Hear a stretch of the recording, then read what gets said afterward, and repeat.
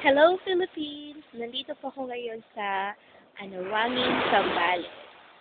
Makikita ko po sa inyo yung dito, kung saan makikita nyo po, merong dagat, meron din pong ilog, and at the same time, yung background niya, mga bundok. Makikita niyo po kung gaano po siya kaganda. Sisimulan ko po sa bundok yung pong background ko, kung makikita ninyo. Yan. Yan. Tapos kung mapapansin niyo po, meron po siyang mga pine tree. Yan, paikot. Tapos yun po yung bundok. Yan. Tapos pag inikot niyo po yan, makikita niyo po yung dagat. Paikot po siya. And then, yun po yung kabilang bundok.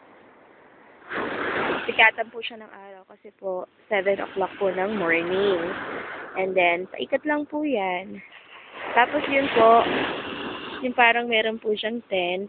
Yan, dyan po kami nagstay last night. And then, kung gusto niyo po pumunta rito from Manila, all you have to do is kung from Caloocan kayo manggagaling, punta kayo ng Victory Bus. Ang pamasahe po din is, sasakay po kayo ng Iba Zambales, then baba po kayo ng San Antonio. So, magiging fare po ninyo is 250 pesos. And then, pagbaba niyo po sa may San Antonio, sakay po kayo ng tricycle. Sabihin niyo po, pupunta kayo ng Pandacat Beach. And then, pagbaba niyo na pong Pandacat Beach, sasakay po kayo ng bangka. Papunta po dito sa Anawangin. So, tricycle from San Antonio to Pandacat, that's 50 pesos. And then, yung bangka naman po from Pandacat dito po sa Anawangin, that's 1,000 pesos. Good for per person. And then, pagdating niyo po dito, meron po silang fee, which is 50 pesos kung doon po kayo sa mura, and then 150 pesos naman po kung gusto niyo doon sa medyo exclusive. And then, let me remind you lang na wala pong kuryente dito. Wala rin pong mga tindahan. So, you need to bring your own utensils, yung mga gamit po ninyo paligo.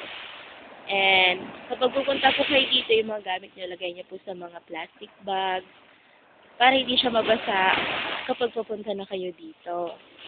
Well, kapag nakita nyo po yung location, ma-amaze kayo kasi parang wala kayo sa Pilipinas, para lang kayo nasa ibang lugar.